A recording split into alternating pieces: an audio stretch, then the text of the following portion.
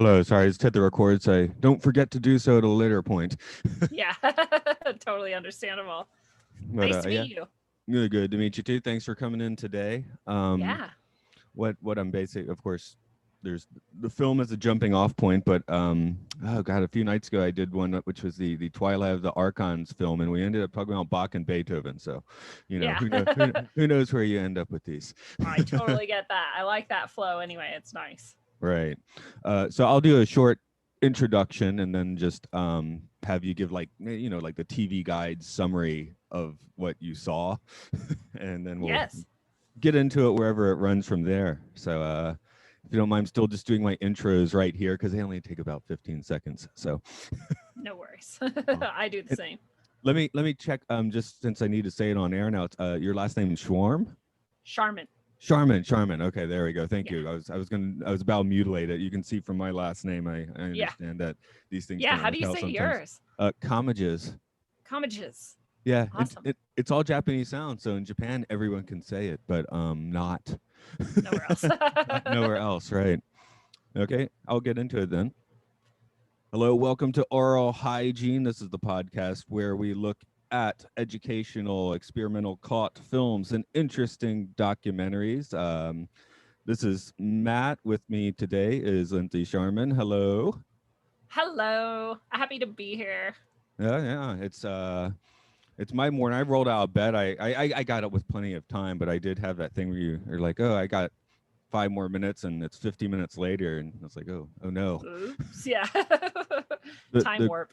Yeah, well, and I'm in Japan, and the problem is the sun at this point of the year comes up at like 4:30 in the morning. So, and I Early like, to rise. yeah, oh, yeah, but I like to go to bed at 1 or 2. So, You get 2 hours of sleep. That's it. there we go. Today's film, anyway, is a Taro documentary from 1996. I had to wait till the end to finally figure out exactly when this thing was made, but yeah. Lindsey, could you give us like that TV guide synopsis of what we saw here?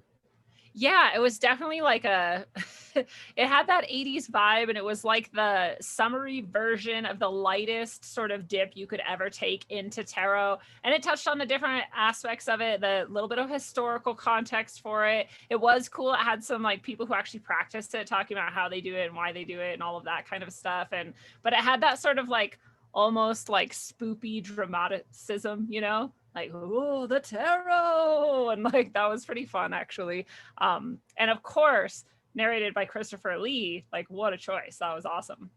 Yeah, that was the, I'm just trying to find one of a reasonable vintage, and I see that. I'm like, oh, well, of course that one. Yes. And you're prepared, you're ready. I'm about to hear this documentary with Christopher Lee, and then he just comes in like booming as hard as possible, which is pretty wild.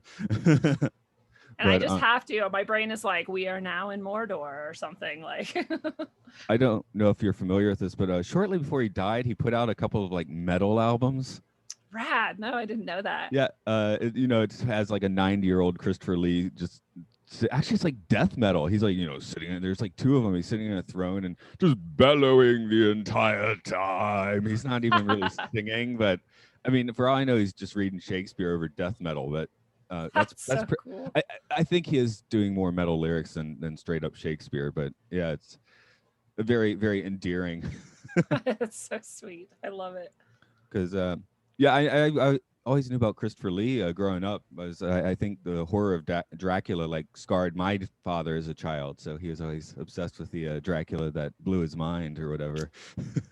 Yeah, he but has like that scary aspect that works really well for so many things. but speaking of the card practices themselves, and how did you get into tarot in the first place?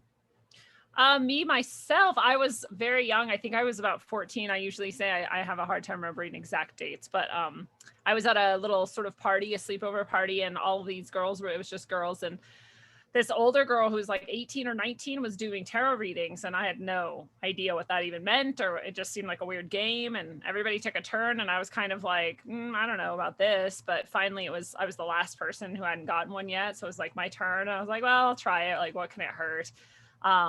and she did the reading, and anybody who's used tarot or knows anything about tarot will know that it's very, very unlikely and highly strange, but 100% of my cards were major arcana, which is completely against all logic. It's very, very low chances that that would ever happen. I do tarot regularly, and I have maybe 3 or 4 a reading, sometimes not even that much. And every single one was major arcana, and every single one was reversed. So every card she was turning over, she was like, holy shit, can we swear on this? Yeah, you can fucking swear. Okay, good.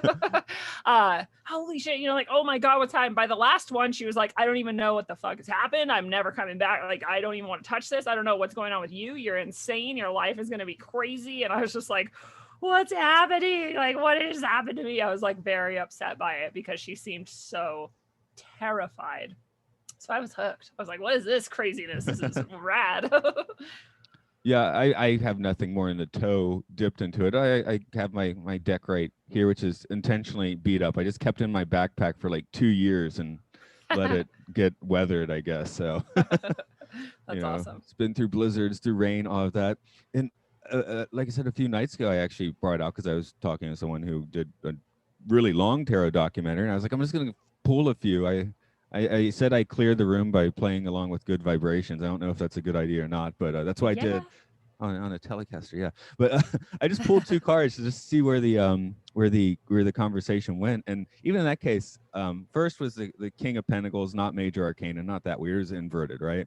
And okay, I pull one more. It's an inverted Queen of Pentacles. I'm like, that's weird. That is weird. I know the cards are randomized. I randomized them myself, So yeah.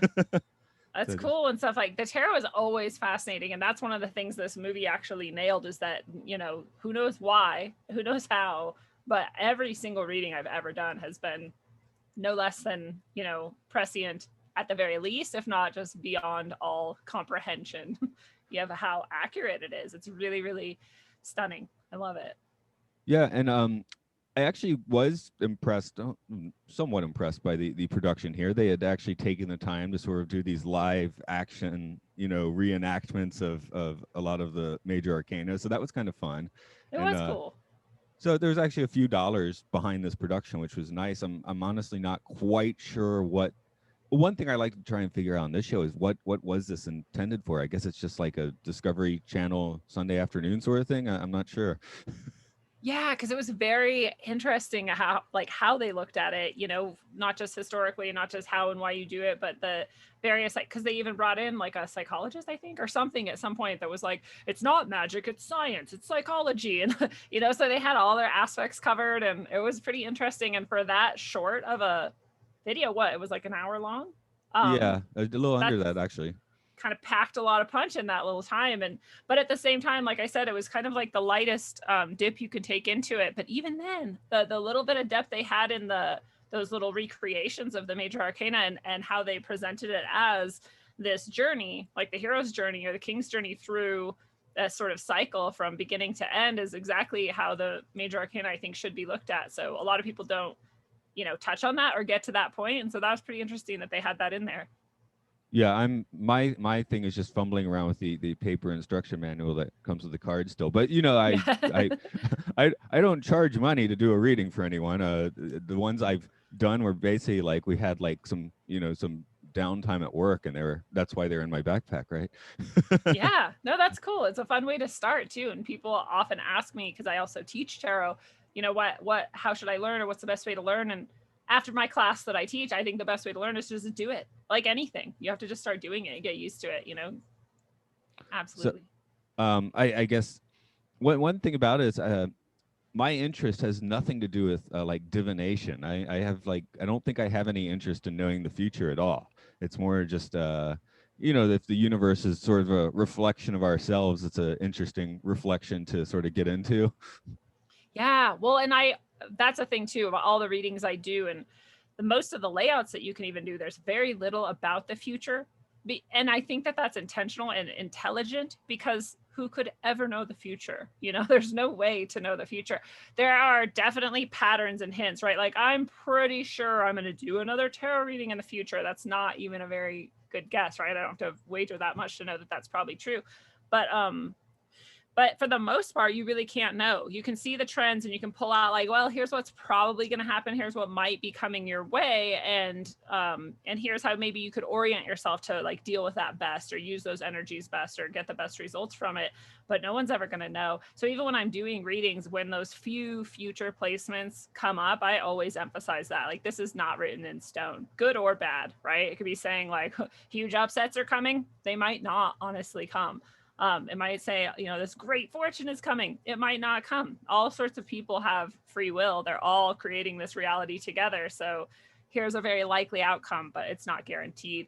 And that's a good thing. We should all be grateful for that, good or bad, right? Because when we're especially looking at some of the more challenging things that might be coming our way in the future, like, oh, this huge upset might be coming, watch out. Well, the reading should also then tell you, here's some clues on what you can do to try and like shift that a little bit and try and maybe avert it, or try and at least like take that brunt of that blow as gracefully as possible, or whatever. And if it's not giving you those clues, it's not a very good reading, right? That's what the reading is really supposed to be for, is like helping you reflect on the underlying patterns and habits that you have, and then kind of deciding how you can best adjust those to get the best outcome. Yeah, I mean, it's you could call it a self-fulfilling prophecy, but if you had not done the reading, you wouldn't have had the idea in the first place, really. So True. so it's, you know, it's what comes first anyway. Very true.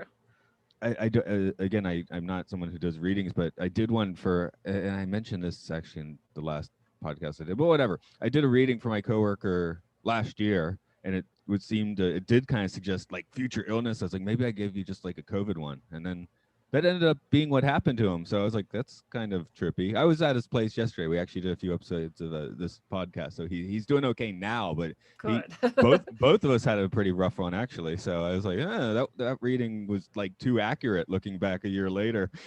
Well, again, I'll tell you, 100% of the readings I've done, the people who do come back to tell me anything, which is not everyone, but a lot of the people who do, I do another reading with, or they come back just to tell me how things went, are like, this was right on. That's exactly what happened, and exactly what we thought, the way we interpreted it, the clues that we had of how to shift a little bit to like handle it a little bit better, or however, you know, that went, that was what happened. Now, I'm not surprised anymore, you know? Right. It's what I expect now. One thing that actually not quite blew my mind out, but it was interesting again, is I actually did pretty much buy into the Egyptian origin idea of tarot. Not really. I guess the fun thing is that we're not quite sure where they come from. So It was actually kind of nice to throw the ambiguity over onto that. Yes. Yeah, we don't know. What's really fascinating is I've heard people talk about this, like, I'm going to totally butcher the description, but essentially it's like this black magic version, which is the original initial version of the tarot. And that what we have now is this very like watered down, more positive sort of. And this is part of why I think a lot of fundamentalist sort of religious people look at it as this, no matter how you're using it, it's evil, it's a curse, like, because it's connected to that original like black deck or whatever you want to call it. I don't know if that's real or true or not. I know that I'm not doing evil when I'm doing readings, but I can understand if that were true, why people would have even a, you know, more questions about like, should people even be doing this? Where does it actually come from? It is an interesting question. But when you look at it too, a deck of cards, right? Like the regular cards that we play with, playing cards, is exactly like the tarot, minus the major arcana. Plus the tarot has a few more cards, because we have more court cards in the tarot deck than we do in a deck of cards, but just by 4, right? So it's 4 cards different. Otherwise it's exactly the same. It's ace through 10, it's jack, queen, king, you know, and then we throw on the major arcana on top of that. And that, again, going back to that hero's journey idea, these archetypes, these like collective unconscious universals, that just makes sense that would just arise naturally out of human construct, you know, because these are things that are just true. If you go through the major arcana one card by one card by one card, there's not a single one you're not going to recognize and you're like, oh yeah, that is a pretty profound experience in life. That is like a turning point in the processes and the sub processes of our being, and so as just reflections of our psyche, it makes perfect sense like where these all came from. Yeah, exactly.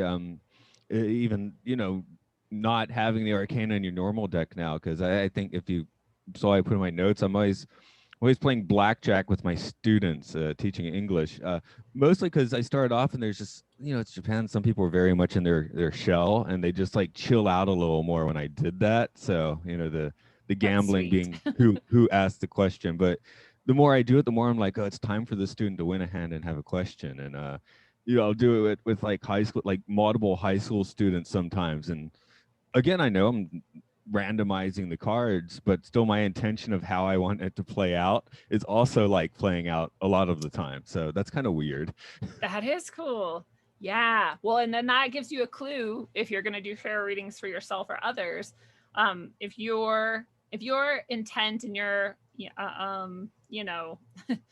your intention is strong enough to have that effect, then maybe you try real hard during your readings that you're giving, especially to other people, to like kind of get out of the way and have no intention, like let it be clear and open and untouched, so that reading, it really is like for them and not you describing them to them. You don't want the reading to be like, here's what I think of you and here's what, because we're very imperfect lenses, right? But we want it to be as like clear and pure as possible and get out of the way more, which I think anybody who does do readings often has that conceptualization, of like, I'm just trying to be an empty space here. Like, this is not about me. I'm not connected to it. I'm just part of the process.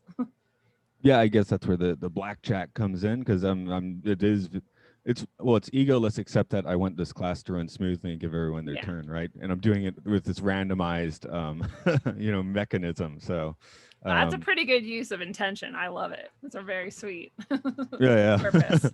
So of course the tarot just adds so much more, because 9 of diamonds, there's not a whole lot of imagery going on there, whereas of course these have tons. Do you have a favored deck that you use or that you like?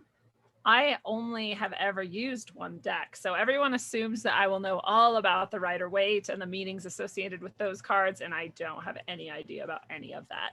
I do to some extent, because my deck is somewhat similar, and most tarot decks will have like a similar sort of structure. But my deck takes a lot of liberty to do whatever it wants, and I love that about it. And it's the Handel deck. And it's made by Handel, Herman Handel. And he just basically, each suit has a sort of cultural history tied in with it. So the stones are Native American. Oh, okay. Yeah. And the swords are Egyptian. And the cups, these are just all in order by chance. The cups are Northern, European. And so the suit cards are all going to have gods and deities of those cultures. What did we miss? The spears? Oh, yeah. Oh, that's a sword. Anyway, the spears are over in India and the sort of Vedic tradition. Yeah, that gives a nice distinguishing factor. So I really like that about the suits. And then I also really like all of the minor arcana have an I Ching hexagram. So if you were to go look up this specific hexagram, it would have a pretty direct parallel, but possibly a bit enriching of the meaning of this card, right? This is the 4 of cups, and whatever that hexagram is going to connect to that meaning, which is a depth that lots of decks don't necessarily touch on. And then I also love finding a major arcana here that he has incorporated Hebrew letters, runes, and astrological symbol for every single major arcana. So the major arcanas also have, their meaning that they already sort of carried over from history, but then these, again, sort of depths and expansions that he's brought in and drawn in. And then additionally, the minor arcana and the major arcana, he just sort of took some liberties to reinterpret some of it. And so again, people are like, oh, well, the 4 of cups always means this. And I'm like, well, in my deck, it means this. But what's cool about this deck too, which I love, any of these cards, you look at them and there's just rich symbolism. There's color, there's shape, there's placement. There's just so much. There's a whole story in any card. So even if you're not an adept tarot reader, if you're familiar with any level of symbol interpretation, you can look at any card and get the meaning from it. It tells its own story. And I love that too, because anyone can pick up this deck, I think, and at least get something out of it. Whereas the Rider-Waite, you really can't. You flip over the Four of Cups, you're like, I don't know. And you open the book and look and see what it's supposed to mean, which is also cool. I have no problem with that. I just love the accessibility and the richness of this deck so much that I've never even touched another deck because I have no need to, because I'm like, this deck is so rad. And this is the same deck that story I was telling earlier of my first reading.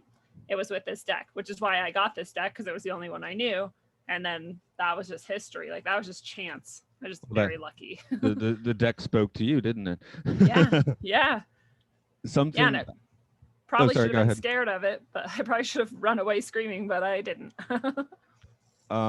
Here in Japan, their fortune telling, of course, they have some of the whole I Ching, but I'm grabbing my wallet here because I have some very old Japanese fortunes in here. They're from like 15 or more years ago. But you'll grab a wooden jar or something and shake it until a stick comes out, and then you take that stick and it matches with a compartment, on the temple wall, and you get your fortune out of that, and they come out. Cool.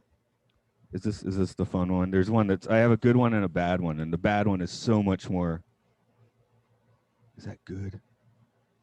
No, that's good fortune. That's no fun. But yeah, I'm holding up. They look like this, as you can see. It actually is quite old. Yeah, that's fun. But I actually want to do a reading, not a reading, but I want to read my old fortune if I can find it, because it's hysterical.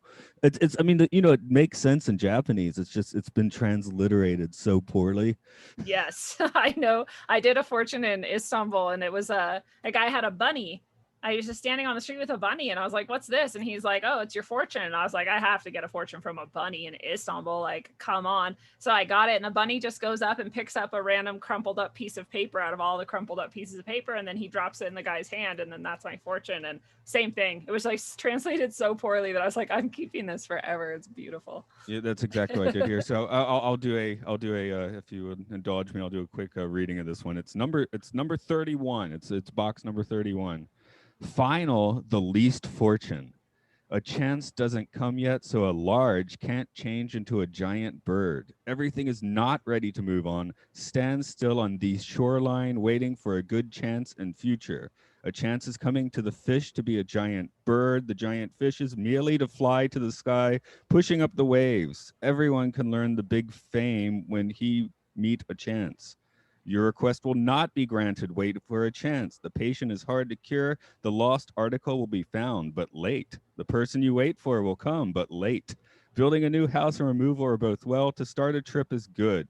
Marriage and employment are both well. This actually makes more sense now because I've been teaching so long here. You understand it better. I'm like, that's clear as nothing. Yeah, I know. But well, I guess will fly into a turtle. Like, huh? Well, it's because I know what grammar mistakes are made sometimes. So I'm like, oh, I'm now like, oh, there are a few of them. And, also just that was the second time I think I pulled one of those. And I got the least fortune. Final. The least fortune. You're not getting another one. This is it, buddy. But there I do no keep fortunes beyond this. Exactly. What is good fortune? Good fortune. That was number 31 for the least fortune. Good fortune is number 23, so maybe they just mean it's like the final box or whatever. But again, that's the whole idea of the I Ching, right? It's just been changed a little bit, so you can so a family can roll up at New Year and do it in a relatively short amount of time. Yeah, and the I Ching is actually so cool and profound too. Like, as far as my two favorite oracle systems so far, I'd say the I Ching and tarot are it, and I'm so cool that my deck combines them. But I don't know how it would ever really, I mean, I'd have to have a pretty good memory to memorize every hexagram and be able to just know it by sight. Like, oh, that's 52 and that means this. Like, that'd be crazy. So I don't actually include that in my readings. I always point it out to people and just say, like, I think the hexagrams are awesome. I Ching is awesome. If you want to notice this and go look it up, I'm sure you can get even more out of this. But I'm never going to be able to just memorize them all and be able to like spout them off.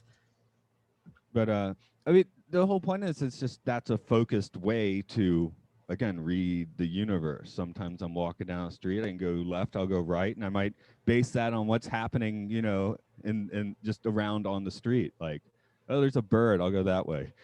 Yes, yes. Yeah, it's a synchronicity and simple interpretation. That's the thing too. I think people maybe think that you have to have like a gift to do these things, and I'm not saying I don't maybe have a gift, but I am saying that I think anybody can pick these things up and start to use them. And like we were talking about, if you have either the intention to give really good clear readings or have the intention to get out of the way so that meaning can come through, that is going to be what happens for you. And at the very, very least, even if there's nothing kind of hyper profoundly spiritual or magical or whatever going on, at the very least, you're having this really nice opportunity to reflect deeply into your own psyche, and who doesn't need that, right? Like everyone. So I just think it's a cool thing that can be picked up by anybody. Yeah, I mean, it's I guess it's almost like a form of therapy that doesn't necessarily involve a psychologist's office, which some people that's exactly the place you would want to be for that setting, and other people it's anathema. That's not where you'd want to be at all. So Yeah, that makes it so much more accessible to people, right? Especially if they have like a hang up about like therapy or whatever. And I always tell people, I'm like, if you're not ready for some aspect of a therapy session, I'm probably not the right tarot reader for you, because I don't know if it's me or if this is just how tarot goes, but it's always like, okay, here's what you're doing wrong in your like mental, emotional, spiritual life, and here's how you can fix it too. A lot of people, I think, really want it to be like, oh, there's like these evil forces that have thrown these things in your way and poor you, and it's never your fault. But no, it's always like, okay, this is really all your fault, and here's how you can fix it. I shouldn't really say that. It's not actually ascribing fault, but it's just pointing out like the patterns that we have that lead to certain outcomes that we're often doing unconsciously. And what a beautiful thing. You could pay hundreds, thousands of dollars to a therapist, or you could toss me, some bucks and get it out that way. I think it's really beautiful process in that way. but then again, the person who is having that frightfulness about the idea of a reading, if they were to just bite the bullet and do their own reading, yeah, it would be a horrible, dark thing, because that's how they're going to read it. That's true too. Yeah, well, yeah, and that happens too. There's this very frustrating thing that happens where most people are pretty open. They've come to the reading because they want to understand, and it's a genuine desire to understand. And even though we all have some of that, like, oh, it can't all be my fault. It must be these like demons or just something like stopping my life from moving forward. We also all have some awareness that like there's probably something I can do, and I want to know what that is. And so most people, I think, take the messages and really think about them and reflect on them and use them to uplift themselves or to move on from something or to fix some aspect of their life. But there's always a few people who just will not receive the message. There's like, no, that is not what it's saying. That's not, you're reading it wrong. Or like, it's like one person out of like 100. And I'm always like, man, I mean, I can see it really clearly, either whether I know you or not, I can just see it. The cards are really clear, but you're like still not, you paid money to try and see it and you're still not going to see it. And that's always really frustrating. Isn't even the right word. It's like sad. I'm like, oh, you went to all this effort and then you're still going to ignore the message. That's sad. You could have this opportunity to like change things around for yourself and really find a breakthrough, and you don't really want it. It's too hard. Something about it is too hard to see. So that happens too, but you could apply that to anything in life too, right? We all have people in our life that you're like, dude, you still aren't seeing this thing about you. Like, come on. Yeah, this is a slightly different topic, but are you familiar with the Seth material, the channeled Jane Roberts books? One, I would highly I don't think recommend so. them. She was a lady in the 60s, 70s. Her and her husband they were journalists and artists, but started playing with a Ouija board, right? And came into contact with the spirit, where she would eventually, channel it, right? And did that happen, or I'm pretty sure it wasn't a sham. They never made much money from this, Yeah. She actually died more or less ignoring the advice that the channeled entity was giving her. So yeah, I Yeah, mean, so that gives it a little credence too. the last book, actually, it's called The Way to Health, and actually has her channeling from a hospital bed. So it's pretty wild. Wow. But of course, the first thing is, oh, come on, there's no channeling. I'm like, well, it doesn't matter if she just found this weird way to access her own subconscious, because what's in the book is what matters, right? Right. Like when you read these books and it's just fascinating about how it takes weird tours of reality. I'm like, Well, it doesn't matter what she was doing. Maybe she was just doing a funny voice and saying interesting stuff. I don't know. I mean, if you Yeah. want to believe she was actually coming in contact with a higher self entity as well, that's cool. But it's kind of the same thing with tarot. If you want it to be bullshit, sure, it's going to be bullshit. Yeah. Well, that's the other interesting thing. And I absolutely agree with you. And that's exactly how I think you should evaluate things. Like, is this helping you? Well, then cool. Who cares what it's doing, right? Is it harming you? Like, well, maybe don't do it anymore. Where's it coming from? Again, if the outcome and the intent is good, who cares, right? And you can look at it from an aspect of psychology. You can look at it from magic. You can look at it from spiritual influence, your higher self, all these different things. And I'm always like, I don't even really care which one, right? They're all equally plausible and equally as fascinating. But I do have people who come sometimes and I can feel it. I like know it ahead of time. I'm like, this person is coming into this with pure skepticism, which is totally cool. I think people should be skeptical. I'm very skeptical by nature, and it's took me a while to really like trust that tarot was actually doing something very beneficial and beyond my understanding and roll with it. But these people come in, with the skepticism, and I can feel it. I know it. And the reading is always just garbage. And I'm like, I still see some messages trying to come through that are real and true, but I just see how it's like they have to struggle to even get out because this person is basically like suppressing it with their psyche. Just like we were talking about earlier, you have your intention that, you're going to pull a certain card or have your class influenced in a certain way. I think these people have this intention that they're going to prove that this is bullshit. And so they're like making it come out as sort of garbled nonsense instead of this coherent story or this coherent message that could help them. And I'm like, well, you just paid me money to waste your own time. I'm not affected by this, right? Like I keep doing readings and everyone else still has a great, experience and reflective time.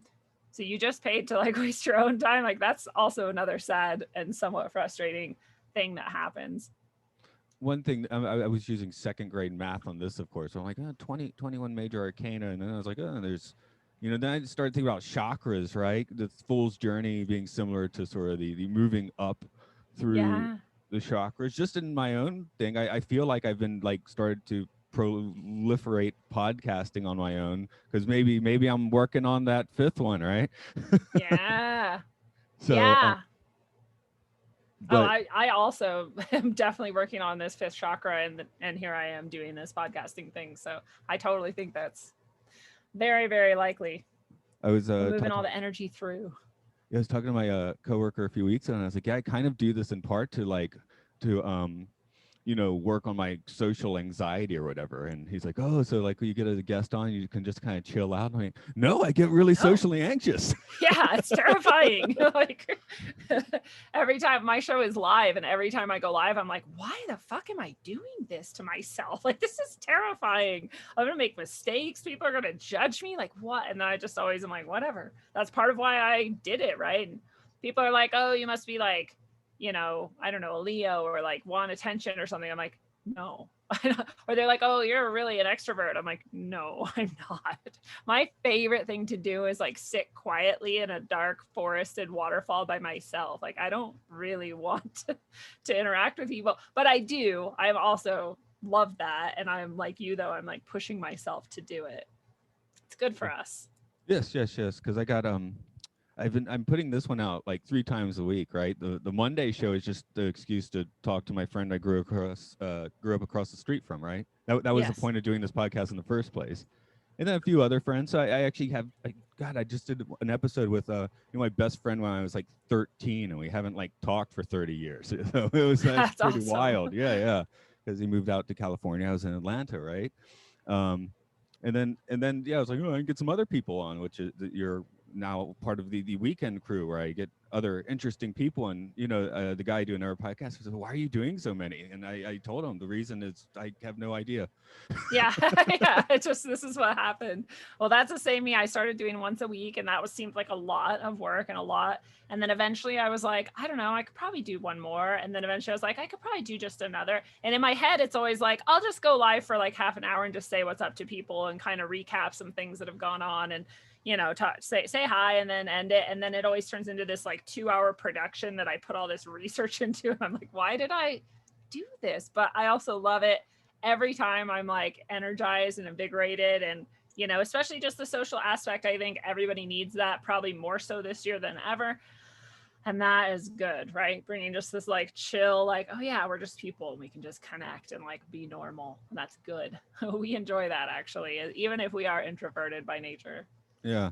I mean, maybe I'm too optimistic. I don't know, because I'm like 2020 was a fantastic year, and like I said, my coworker and I, we both had like just to let you know, I actually had like a run of the lymphoma in the face last year, so you could call that a terrible year. But I'm like, well, I'm looking back, I'm like, I actually enjoyed my year pretty well. Japan still doesn't have the level of lockdown that I think the States did. The only time I missed work was because I had to go to a hospital. They wanted us in the office every day. Wow. See, and is that just do you think there's more of like a rational approach to things there, or do you think they're just like, yeah, we already kind of understood how to keep ourselves clean, like why would this be a problem or something? Or that's a big part of it, because you tend to already social distance from people. Just that's Japan.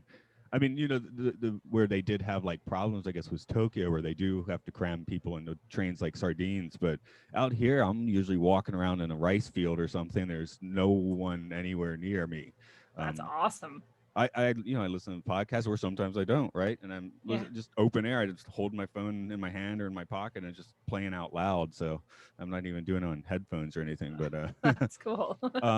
You know, and Japan, it was already like, if you are sick, it was already like, you know, you're supposed to wear a mask.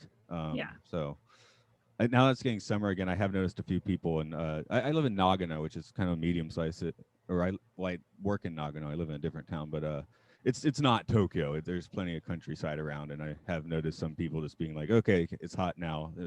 Screw this unless I'm in your face. So yeah. Yeah. How hot is it there? Well, I am in the mountains. It's moderated a little bit. Where are you again? I'm in Colorado right now, and it's like we're on a streak of an entire week and a half of above 90s, and it's killing me. Oh no, we're not. I'm not dealing with that yet here. It's good. Of course, we do Celsius, so it's been around like 25, which is around 75, maybe. Oh, that's that's like my favorite temperature. 75 is perfect. I've actually weirdly, I actually have lost my aptitude for American measurements, which is kind of wild. So good, because they're completely nonsensical. So you're better off. But I'm telling my mom or something. It's like, yeah, we went to this place. It's about 50 kilometers away. She's like, what is that in like real measurement? What's that in America? The awesome. Most fun was, you know, I send my dad like these podcast episodes when I think you know, he might want to hear, and I didn't say something absolutely horrible. So, and I was like, oh, what kind of a host? Now that I'm kind of doing some hosting, interviewing stuff, you know, what is it coming across as? And oh, you seem kind of like Dick Cavett. And then my mom's like, he doesn't know who that is. And they get into a 15-minute argument about if I know who Dick Cavett is. And I'm like, well, I do, because I always watch the episode where Bowie came on his show in the 70s. I've never heard of Dick Cavett, but I love that they didn't just ask you. They just argued about whether or not you would know. You're like there. Yeah. You're like, actually, I can just tell you. No? Okay. he did basically kind of like in the late 60s and through the 70s, he did like kind of long form television interviews, almost like proto podcast when you get down to it. Cool. But yeah, a lot of like, I think John Lennon came through his show, and Bowie, and you know, people who weren't musicians. Just I guess if I'm on YouTube looking, and I often find his show. So that's cool. So do you feel good being compared to him? Or are you like, yeah, that's a goal? Yeah. When I heard it, I was like, cool. Yeah, I keep mentioning Bowie one because Bowie was 1974. He's just whacked out of his mind, sitting in the. he even had the flu, so his voice is shot, but he still sounds, you know, fabulous. It's great. Sits down. He's trying to. Dick Cavett's trying to interview him, and Bowie's sitting down, obviously, just somewhere else, twirling a giant cane. So I'm not actually here right now. Yeah, but that's something I guess you don't get with podcast. Although in the last year, Zoom's definitely better because I did so many. Like, even if someone doesn't want the video post or whatever, it's kind of nice to at least see the person when you're talking to them. Yeah. It's way easier. I just notice now when I'm on the phone, I have such a hard time. I'm like trying to imagine, like, is it my turn to talk yet? Or like, I don't, even when we can see each other, I feel like I cut people off sometimes on accident, but at least if we can see each other, we have more of that social cue of like, okay, yeah, this is oh, she's happy. She's joking. It's not actually a mean thing she just said or whatever. Instead of this like guessing game that my brain plays anytime I'm on the phone. I've learned to really hate being on the phone. Although I guess the texting is worse, right? Then that's when you can really misinterpret what people's moods are to like attribute massive amounts of emotion that aren't even there. I had this friend once who I texted her, I said something like, well, you're carless. You don't have a car. So you can ride with so-and-so or something. And she was just never responded. And then she wasn't answering my calls and she like wouldn't talk to me. And I was like, what the hell? And finally I was like, dude, what is wrong? Why won't you talk to me? We have this thing coming up we're supposed to all do. And she's like, you just called me careless. I'm like, when did I call you careless? She's like, look, she shows me the test. I'm like, carless, you don't have a car. She's like, oh, like we just had like a week of a fight over stupid text. This is so dumb.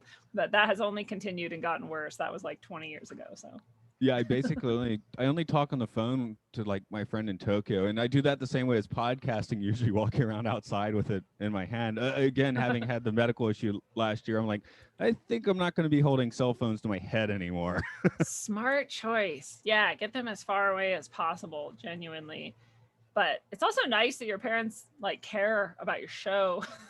They'll like think about it and listen to it and talk to you. I swear my mom's just like, oh, that's nice, honey. Your weird, stupid shit. Let's not talk about that anymore. Like, well, my mom might do that a little bit more, but no, my dad will listen to these episodes when I send them his way. So although there is one downside when I get them on video. My daughter's about to turn 12, right? She's grown up in Japan, so English is her second language.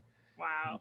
And then the delay on the Skype sometimes like just flips her out. She thinks like, and then my parents are like, 72, 73, so maybe they're not hearing it right. And I found that I always stress out when I have her talking to my parents. Like if they're in the same room, it would probably be fine, but this weird delay. She's getting old enough now. I guess she understands what's happening, but especially 2 years ago, she probably thought that, oh, my English skills are just terrible. Yeah, these people don't even know what I'm saying. Oh, that's funny. Speaking of parents and shows, I had a friend of mine on my show recently, and my show is, for anyone who's listening who doesn't know, is called Rogue Ways.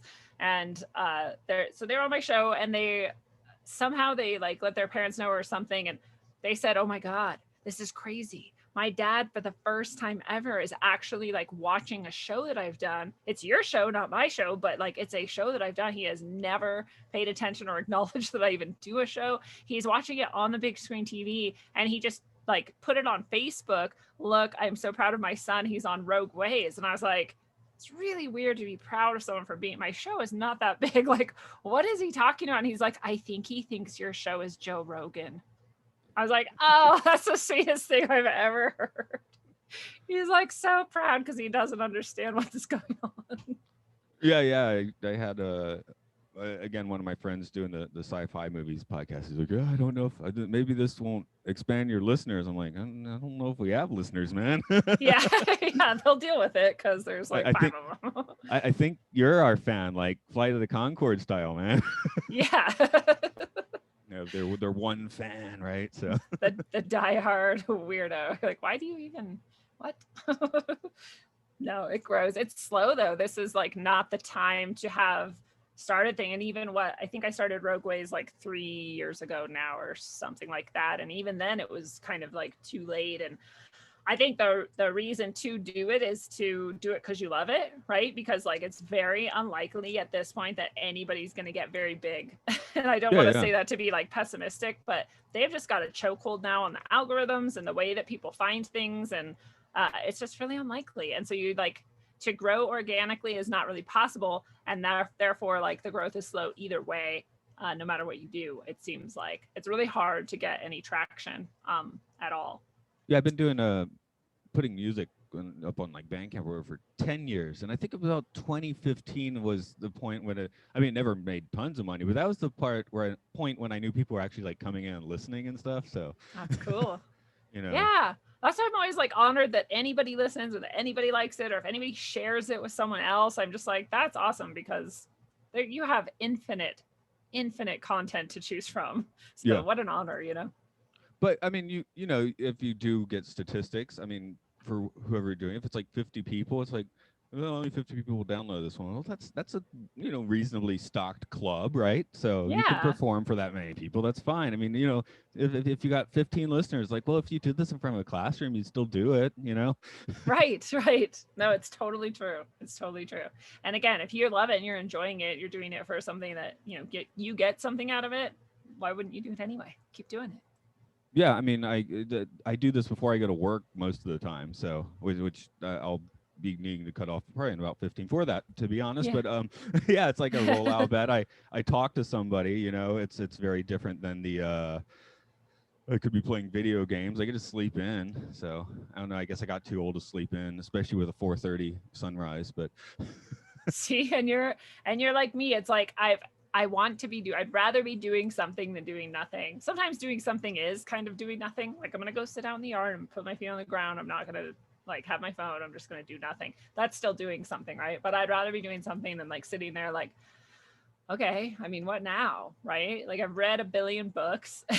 I've got to do something else. And being creative, you know, literally producing something and creating something, that's a noble goal no matter what. So bringing something to someone too, like you said, those 50 people or however many there are, those people are getting something out of it. That's a beautiful thing. yeah, and then of course just getting people, and I'm sure for getting guests, you probably do what I do, where you just spitball these things where you can see what sticks, and sometimes you're like, whoa, this person actually wants to talk to me. That blows my mind. So totally. Yeah, people ask me, they're like, how do you go about like thinking of who to ask? I'm like, I literally will just, like, you mentioned some names, maybe, I don't know, whoever. I'll basically be talking to anyone. They'll mention names I've never heard of, and I'll just go ask those people to be on my show, having no idea anything about them. And then some of them say yes, and sometimes, this is really embarrassing, but sometimes they're really big and I don't even know it by the time I'm like, until I'm like talking to them and they're describing to me what they do. I'm like, holy shit, why did this person even agree to talk to me? Because I'm maybe an asshole, but I don't really do any research before a show, because I figure if I'm coming in fresh with this person, I'm going to ask them all the questions my audience will want to know, because they're also coming in fresh and aren't very familiar with this person.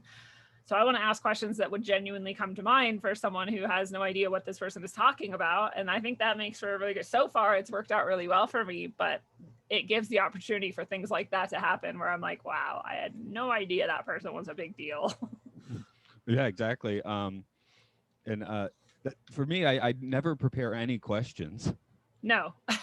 I mean, I do, but they're not, I never get to them. I'm like, just in case this is the one time I totally blank, here's a list of questions, but like we do what you and I have been doing this whole time, which is just talking. yeah. So one of the reasons I base it on films is that's my like fallback. It's like, oh, if things sputter, it's like, oh, back to the film, which, and it's not even that awkward, because that's kind of what we were here to do in the first place, right? Right. Yeah. So and it's actually cool because people get then this new experience shared together too. Like I had never seen that film, so it was perfect. Yeah. And I know I have some listeners that rarely actually watch the movie in question. They actually are coming in to hear the conversation anyway. So sitting there and being like, in scene 1, this happened. Scene 2 is not good for anyone. So I make the film notes. I'm like actively watching, and when I do this one, I got you on the left side of the screen, my notes on the right, just thinking I can glance over and you know, see what I need. Oh, yeah, that thing. right, it's a little different. So and that way I know if I'm not saying anything funny that day, hopefully I wrote something funny, like I wonder who would win in a tarot versus I Ching death match, right? Yeah.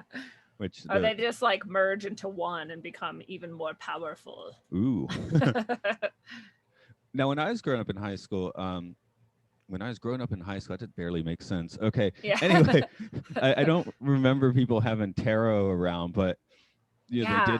they did have all the magic cards, and the Pokemon trading cards is actually this upcoming Friday's episode. So I was too old for Pokemon, but not my regular co-host. He was, actually one of his other podcasts is called is about Pokemon, so we did that. But I was just starting to wonder if there's, and I don't know much about these sort of like role playing or card decks. Am I do you know what I'm talking about at all? Yeah, I actually learned Magic the Gathering. My sister played it in high school, I think, and I learned it years later, like actually only like maybe a decade ago, I learned it and started playing it. And it's super fun, actually. Like I really, now it's changed since then, and I don't know if I'd even understand what's going on. But when I was playing it 10 years ago, it was really fun. I had a white green deck, and it was rad. I guess coming from not having the fundamentalist finger of shame pointed at the cards, but I will say I probably know about as much about those as they do. So, is Yeah. there any similarity with something like tarot? No, I mean just in the sense, I guess that there's sort of almost maybe suits.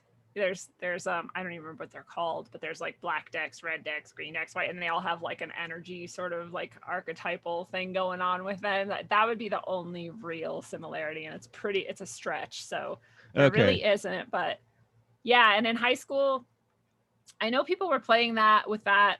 I think I literally was the only person who touched tarot in my entire high school, and it was weird, and and it got weirder when like all the readings that I was giving people were like blowing their mind, and so then I was just like the girl who does way too many drugs and also does tarot readings, and like that was just a very weird like role to play in a high school social stratus, but that's what I did.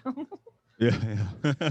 But yeah, I guess just because those cards are like so artistic, I wondered if there's any line through there. But yeah, it's like I'd see kids playing them in like the lunchroom, right? But I go for high. I never wanted to be in a lunchroom. I didn't like the smell there, so I just went outside every time. And Yeah. when it's January, I guess you know who your true friends are because they came out too. True. I would go to the lunchroom, and I would just jump table to table to table, because we grew up, my town was so small. We grew up since we were little, and I'm like, I'm not going to pretend like we don't all know each other. Like, I'm not going to pretend like I'm like only in this clique because we dress the same, and like not talk to the people I've known for 12 years or whatever, like not doing that. So I would hop tables and just talk to whoever and hang out and whatever. And this girl came up to me one day and was like, Lindsey, oh my God, I need to talk to you. And I was like, what? She was like, you can't keep doing this. And I was like, doing what? She's like, you can't keep going from table to table.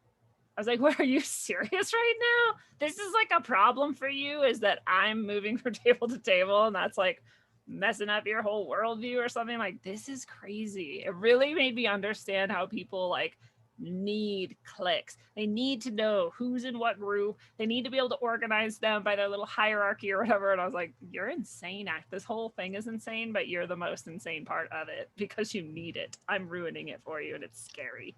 Well, they knew Matt was. He's not at one of the tables. He's outside in 32-degree weather for some reason. I would have come out and been like, "What's up, Matt?" Every once in a while. Oh, and that was and then when it's warmer, everyone went out and did the most 90 things ever and played hacky sack. Yeah, hacky sack. I like brought a hacky sack to my classroom. I taught high school too, and I don't anymore, but in the States and in Istanbul and in Bahrain.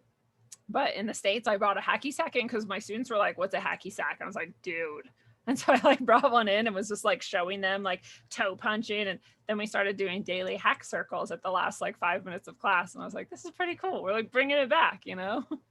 Right. So yeah, that's what was going on at my high school. They until it got cold. But yeah, even now, I tend to spend like my lunch breaks. I'm just like, I'm outside for my lunch break, and I'm probably not even going to bother and eat anything during that time. But but it's nice to be away. Right. Hey, you got the space and you got the air, and that's a good way to spend a lunchtime. Yeah, I mean, here in Oregon, I'm in the valley, right? I haven't been outside of my valley in forever, right? But just I was always attracted to this place. Atlanta, once I had grown up, when the closer I was to Atlanta, the more unfulfilled I felt. So I guess I'm pretty much as far away as you can get now from Atlanta. No, I'm not shitting on Atlanta. It's a fine town. I guess I felt a strong compulsion not to settle down the place I was born. Yeah, no, I totally feel it. I actually stayed around the place I was born. I was born in well, no, that's not true at all. But I moved to the Pacific Northwest when I was like 3 or 4. So I grew up there and spent much of my life there. I went to college there, multiple colleges there. And then I stayed there, I got work there, like I taught my first 3 or however many teaching jobs in public schools were all in that area. And then I traveled, like I said, and taught abroad, and then came back and got another teaching job in that area. And then now I live in Colorado, and it was like very sudden for my family. They were like, what? you're not going to live in Washington? Like, this is insane. I'm like, you guys, I've been telling you this for like years, like literally years. And they're like, huh? What? I'm like, I know it's real hard to deal with like decades of sameness changing, but it's not actually sudden, but they just like could not deal with the concept. And I think they're still weirded out. They're like, so you're not back yet, huh? I'm like, no. I'm in Colorado. Sorry, it's so weird. I never properly made it into the public school. I got an offer. It was like, I think it was a junior high in like the countryside of South Carolina. And I felt like taking that job would be a prison sentence. And then I ended up in Japan instead. So, hey. That's way cooler. Yeah, take it. I sometimes think of teaching abroad again because it was so awesome. And I'm sure, I mean, how long have you been there? My first came in 2004, and I've had maybe 2 years or 2 or 3 years where I was back in the States, but yeah, I haven't been outside the country for, almost 11 years now. No, slightly more than 11 years. Crazy. Yeah, that's a testament to how awesome it is. I don't know if I guess there's people who just would not enjoy it, but I love being in new places and learning new cultures. And, you know, if I found something like, I feel like Japan would keep me there too, basically is what I'm trying to say. I feel like that culture has a lot to offer. And especially if you're somewhere, it sounds like you're really in a beautiful place too, where you get to have nature around you, which you can't really beat. Exactly. So, yeah, and honestly, I mean, this is where I live. My Japanese skills are still garbage, by the way, but my language skills, I mean. But well, that's the other thing. People don't really get that you can go. I went and taught English abroad, and I didn't know the languages, you know, because you're teaching students who already have the basics, and the whole point is they're supposed to only hear and talk to you in English. So, you know, people think that you have to learn the language to go teach somewhere, but you don't. I mean, it's not going to hurt. You can. It'd be cool. But yeah, I'd be like you. Like, I have enough to like take taxis and order food, and right. That's about it. Be polite. Exactly. So, and I'm on a train, I'm in a restaurant. I literally don't have to listen to people. Like, because I mean, true. I would really have to pay attention to even catch what they're saying. So it's kind of nice. That said, I probably should learn more, of course. But you got a good excuse though. But, I guess I'm going to wrap up today because, like I said, I got the aforementioned work to go to. But can you tell the good folk a little bit about your podcast and where to find that? Yeah, I do a podcast and a live show. And so you could catch the live show and watch me and whoever is on with me every Sunday, Tuesday, and Thursday at 7 p.m. Mountain, and see the show. You can also catch it on any podcast app. And then I do a lot of stuff. And so if anybody wants to check out I write books, I make jewelry, I do orgone, I do readings for people, I do other spiritual work, all kinds of stuff. So if anybody wants to see just all of it in one place, you can go to rogueways.org. Okay, and yeah, obviously, since we at least talked some about the tarot movie today before talking about high school, which is also fun. But yeah, again, I have no clue where these things are going to go, which is part of the charm. Part of the fun, yeah. This podcast is Aural Hygiene Pod. It's at Facebook and Twitter, and on all the podcast catchers or whatever they call those. We do several podcasts. We also talk about sci-fi films, Pokemon, Monster Hunter. Those last two are not me, but all of those are under the umbrella of Podcastius at Patreon, where currently I'm just putting these up as soon as they're made. So just to let you know, this will probably air in about 2.5 weeks, but people that do the Patreon can hear it earlier if they feel like it. So I guess I got to end it. I got my Smith deck here, Smith weight deck, and I'll just see how we're going to end the show by pulling one out here. Perfect. Who knows what it's going to be? I don't even know. I'm just showing it to you. Whoa, it's swords. 3 of swords. Okay. 3 of swords reversed. Inverted. Yeah. I think inverted. I don't even know what that means, but that's cool because it was all random. Yeah. Okay. Again, Lindsey, thank you very much for joining us today. And people should definitely, I mean, I called you here because I've heard a few on some podcasts, and it's always a good time to hear you go on some topics we didn't even get into, which is always great, and some I've never heard. So yes. Thank you so much, Matt. It's been an honor and a pleasure. Okay. Have a good evening out there.